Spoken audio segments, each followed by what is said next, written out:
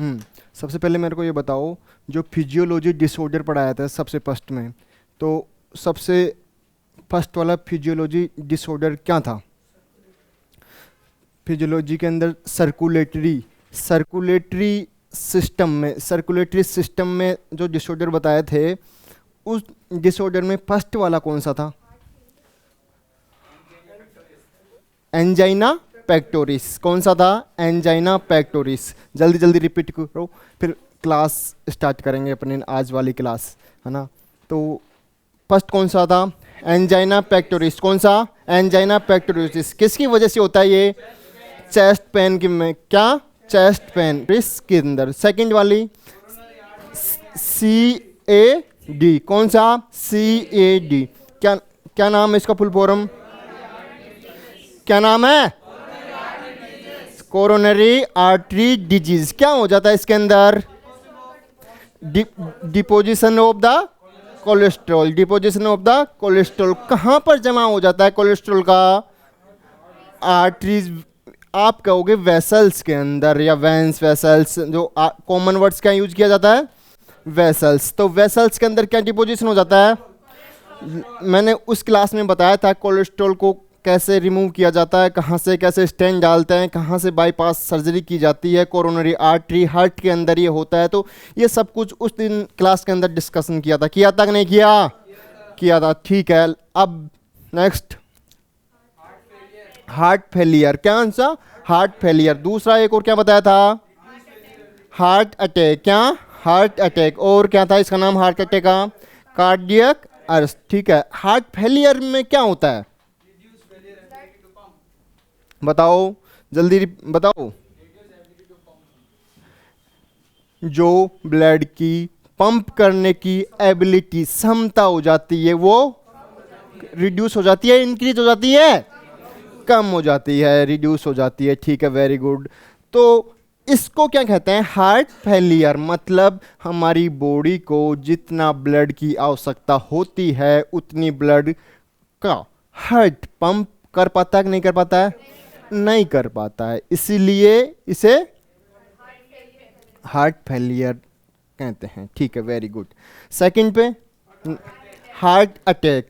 Heart failure और heart attack different है दोनों। अब मेरे को ये बताओ, हार्ट अटैक क्या होता है?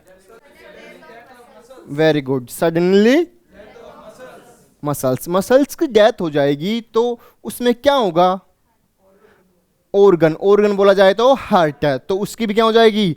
डेथ हो जाएगी, ऑर्गन। और ऑर्गन ही अगर चला जाएगा तो फिर पूरा ऑर्गन से मतलब बॉडी की डेथ हो जाएगी। वेरी गुड, इतना समझ में आया क्या? मेरे को बताओ, हार्ट अटैक और क्या कहा? Myocardial infarction. क्या? Myocardial infarction. क्या कहा गया? मायोकार्डियल इंफ्रेक्शन। वेरी गुड, ठीक है। अब मेरे को ये बताओ, इसके बाद में कौन सी डिजीज पड़ी थी? इस्चीमिया। उसके अंदर क्या कमी हो जाती है? Very good, deficiency of O2। ठीक है, ऑक्सीजन। और इसके बाद में नया सिस्टम, एक्सरेटरी सिस्टम। कौन सा? एक्सरेटरी। इसके अंदर कौन कौन से डिसऑर्डर पड़े थे बताओ, देखिए जल्दी जल्दी। यूरेमिया। कौन सा? यूरेमिया। यूरेमिया कैसे हो जाता है? इसके अंदर क्या होता है बताओ? यूरेमिया पहले, सबसे पहले ब्लड के अंदर क्या इंक्रीज हो जाता है? यूरिया। क्या? यूरिया इंक्रीज हो जाने के वजह से, जब मैंने समझाया था लास्ट क्लास में भी उससे पहले, तो बताओ अब क्या हो जाएगा? हाँ, एक तो पीएच एसिडिक हो जाएगा, ठीक है, और किडनी फेल हो जाएगी। देखो, हाँ देखो, एक होता है हीमोडायलिसिस। तो वो कब होता है? जब किडनी फेलियर हो जाती है, जब किडनी खराब हो जाती है। पहले, सबसे पहले तो ये जानो कि यूरिया की मात्रा ब्लड के अंदर क्यों बढ़ गई, क्यों? ये रिपीट इसलिए कर रहा हूँ, कुछ नए स्टूडेंट्स वगैरह आए हैं तो इनको भी थोड़ा समझा देता हूँ ना। तो यूरिया की मात्रा किसके अंदर? ब्लड के अंदर। यूरिया की मात्रा ब्लड के अंदर क्या हो जाती है? बढ़ जाती है। वो इसलिए बढ़ती है क्योंकि जो किडनी वगैरह होती है, जो वो हो जाती है क्या? खराब, फेलियर हो जाती है, खराब हो जाती है, जिसकी वजह से जो यूरिन का फॉर्मेशन हो पाता है वो प्रॉपर रूप से नहीं हो पाता है। और यूरिया किसमें बढ़ जाता है? ब्लड के अंदर। अब उस यूरिया को फिल्ट्रेशन करने के लिए एक आर्टिफिशियल मेथड अपनाया जाता है, जिसको उस जो भी पेशेंट होगा उसके अंदर से ब्लड को बाहर निकाला जाता है और उसको क्या किया जाता है? फिल्टर किया जाता है, छाना जाता है, यूरिया उसको वहां से रिमूव किया जाता है, जिसे कहते हैं डायलिसिस। क्या कहते हैं उसको? डायलिसिस। क्या कहते हैं? Very good. इतना बात समझ में आ गई क्या? अब ये हो रहा कहां पर है? ब्लड का डायलिसिस हो रहा है, तो इसलिए इसको कहेंगे हीमोडायलिसिस। क्या? हीमोडायलिसिस। ठीक है। दूसरा, इसके अंदर हमने देखा था कि किडनी फेलियर तो हो गई, लेकिन किडनी फेलियर क्यों हुई? क्या रीजन था? बताओ बताओ। किडनी फेलियर का देखो देखो रीजन भूल गए क्या? एक तो स्टोन, कैलकुली। हाँ जी, कैलकुली स्टोन है, वो जा करके जो अपने यूरिन का पाथवे है उसको ब्लॉकेज कर देता है, उसे ऑब्स्ट्रक्शन कर देता है, जिसकी वजह से यूरिन है जो किडनी से नीचे ब्लैडर में पास नहीं हो पाता है। ठीक है। तो अब जब यूरिन किडनी से ब्लैडर के अंदर नहीं जा पाता, किसके थ्रू? यूरेटर के थ्रू। किसके थ्रू? कुछ इमेज याद है? किडनी, यूरेटर, नीचे ब्लैडर, फिर आगे यूरेथ्रा। हाँ, तो यहाँ पे जो किडनी है उसमें यूरिन तो छन गया मान लो, तो लेकिन वो नीचे नहीं आ पा रहा। नीचे क्योंकि उसमें कुछ कैलकुली यानी स्टोन जम गई, ब्लॉकेज कर दिया। ठीक है। तो उसकी वजह से ऊपर से नीचे नहीं आ रहा। अब जब काफ़ी टाइम तक वो नहीं आ पाता है तो तब उसमें आ जाती है स्वेलिंग। क्या आ जाती है? स्वेलिंग, जिसे कहते हैं अपन इन्फ्लेमेशन। क्या कहते हैं? इन्फ्लेमेशन मतलब सूजन आ जाना। क्या? सूजन आ जाना। जब किडनी को टाइम पे अगर आप नहीं दे चेकअप करवाते हो, या पेन होता है, दर्द होता है, फीवर वगैरह आता है, तो आप नॉर्मल टैबलेट लेके काम चला लेते हो, तो फिर वो दिक्कत करती जाती है। तो इसलिए पहले तो अगर पेट दर्द हो रहा है, एब्डोमिनल पेन हो रहा है आपको, तो पहले तो ये चेक करो आपकी कौन से रीजन पे हो रहा है। यदि इस रीजन पे हो रहा है तो पहले आप ये रीजन का पता लगाओ। अब आप इस फील्ड में हो तो आपको पता भी रहना चाहिए, पता क्या लगाओ ना, कि ये जो रीजन है कौन सा है? किडनी वाला रीजन। कौन सा है? किडनी वाला रीजन है। तो इस जगह से पेन हो रहा है तो आपके दिमाग में डायरेक्ट ये होना चाहिए कि हो सकता है इस जगह से हो रहा है, तो क्या होगा? स्टोन हो सकता है इस जगह पे। हो ऐसा होगा ही नहीं है, मतलब ऐसा आप लगा सकते हो दिमाग, जैसे डॉक्टर लगाते हैं कि इस जगह से है, चलो ठीक है एक एक्सरे करवा लो, या आप यूएसजी सोनोग्राफी करवा लो। तो अब वो स्टोन की वजह से पूरी किडनी खराब हो गई। अगर टाइम पे ध्यान ले तो किडनी ठीक रहती, वो प्रॉपर रूप से काम करती रहती, प्रॉपर रूप से फंक्शन करती रहती है किडनी। ठीक है। तो जैसे स्टोन की वजह से किडनी का फेलियर हुआ, और किडनी फेलियर होने की वजह से ब्लड के अंदर यूरिया की मात्रा बढ़ गई। ठीक है, समझ में आ गया? अब ये जो कैलकुली होती है, स्टोन होती है, वो किसकी बनी होती है? Very good. किसकी? कैल्शियम ऑक्जिलेट की। किसकी? कैल्शियम ऑक्जिलेट की। ठीक है। अब ये कैल्शियम ऑक्जिलेट, इसके बाद अलावा और कौन सी डिजीज बताई थी? नेफ्राइटिस। और इसको दूसरा क्या नाम बोलते हैं? Bright disease. क्या कहते हैं इसको? Bright disease. क्या क्या हो जाता है इसके अंदर? इन्फ्लेमेशन हो जाता है। क्या होता है? इन्फ्लेमेशन। और नेक्स्ट वाली हाइपर टेंशन। और नेक्स्ट वाली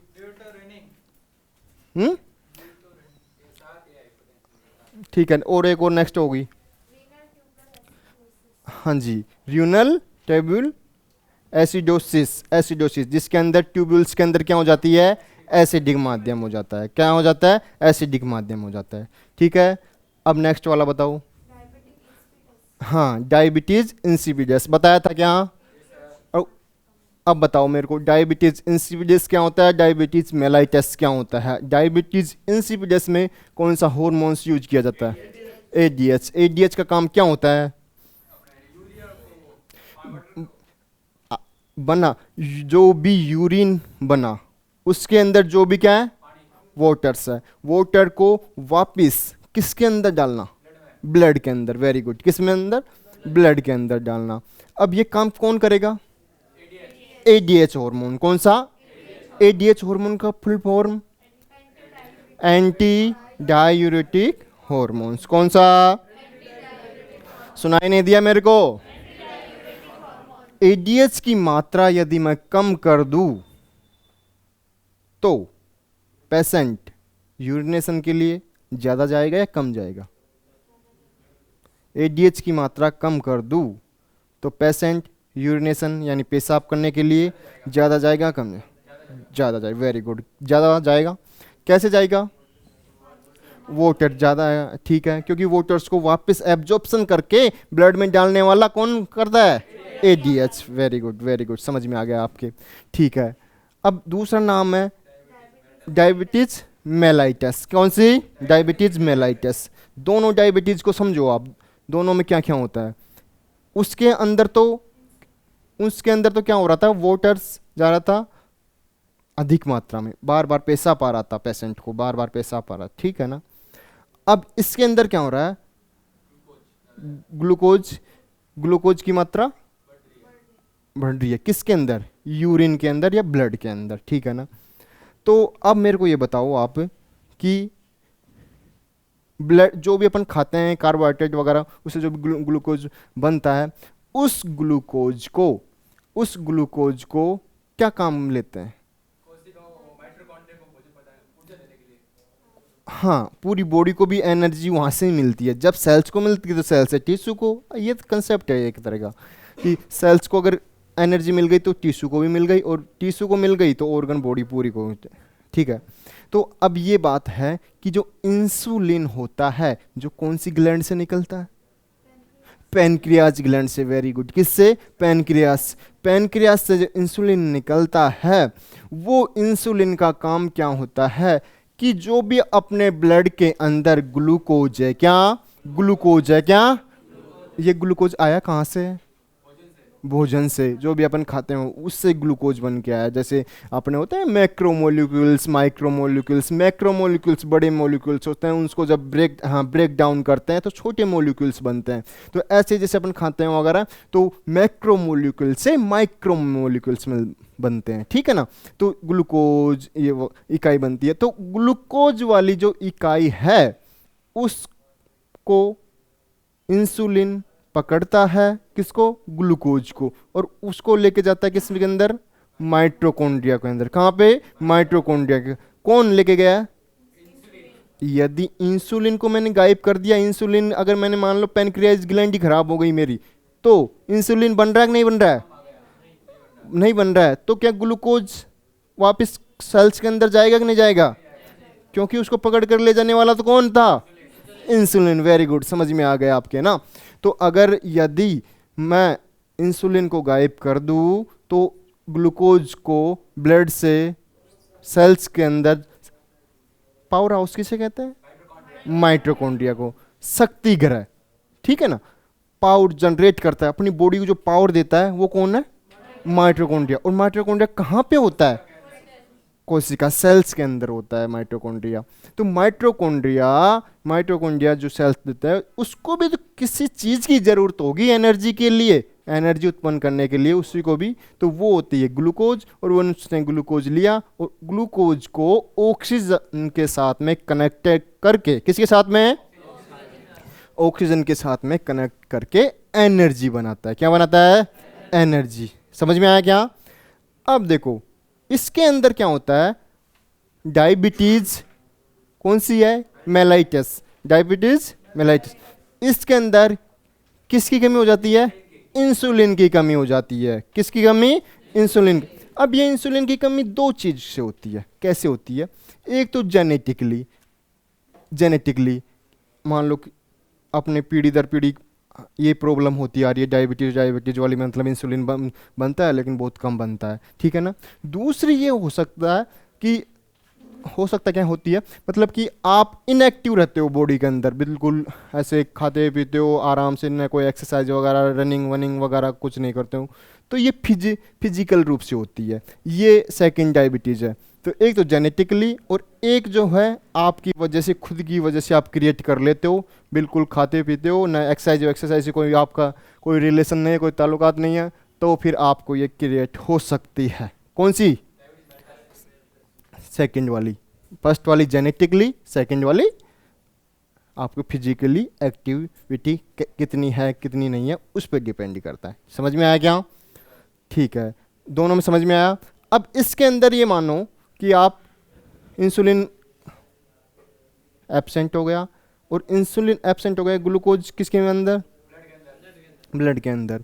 तो ब्लड के अंदर ग्लूकोज ज़्यादा हो जाएगा, ज़्यादा हो जाएगा तो अब वो ज़्यादा एक तो उसके अंदर ब्लड के अंदर तो डायरेक्ट, जानते हो ये ऐसे टिप करके वो चेक करते हैं, हाँ ग्लूकोमीटर से। एक तो ये, सेकंड होता है यूरिन के माध्यम से भी, जब ज़्यादा ब्लड के अंदर होगा तो यूरिन के माध्यम से भी ग्लूकोज जाता है। तो सेकंड ये है, ग्लूकोज अगर आप यूरिन से भी टेस्ट कर सकते हो और ब्लड से भी टेस्ट कर सकते हो। ठीक है, समझ में आ गया ये? अब नेक्स्ट बताओ, उसके अंदर आ जाओ। किसके अंदर? नेक्स्ट वाला कौन सा था टॉपिक?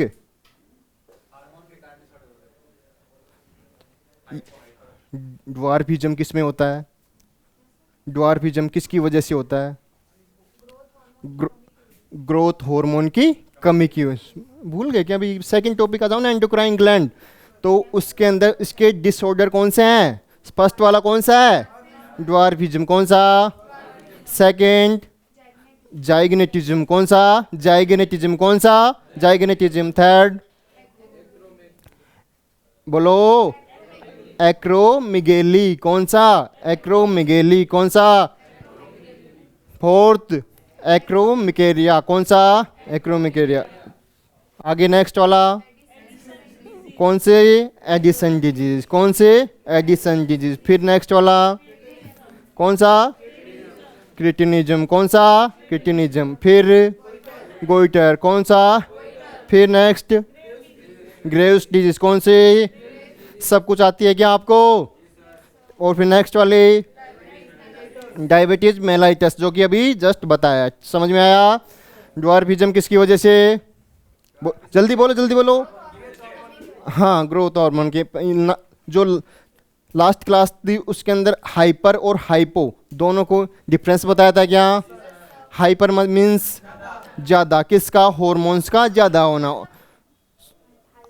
हाइपर यानी ज़्यादा, हाइपर यानी, और हाइपो मीन्स कम हो जाना।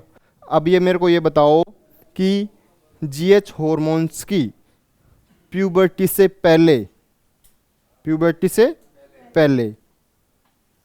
कम हो जाए, अगर जीएच हार्मोन्स कम हो जाए तो कौन सी डिजीज बनेगी? कौन सी? एक्रोमेगेली क्यों बोल रहे हो आप? कौन सी बनेगी? मैं बोलता प्यूबर्टी के बाद तो एक्रोमेगेली आती। कौन से? एक्रोमेगेली। यदि प्यूबर्टी से पहले कम हो जाता है तो कौन से? ड्वार्फिज्म। कौन से? Very good.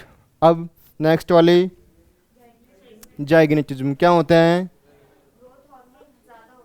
ग्रोथ हार्मोन्स ज़्यादा हो जाते हैं इसके अंदर। क्या कहेंगे इसको? हाइपर। क्या कहेंगे?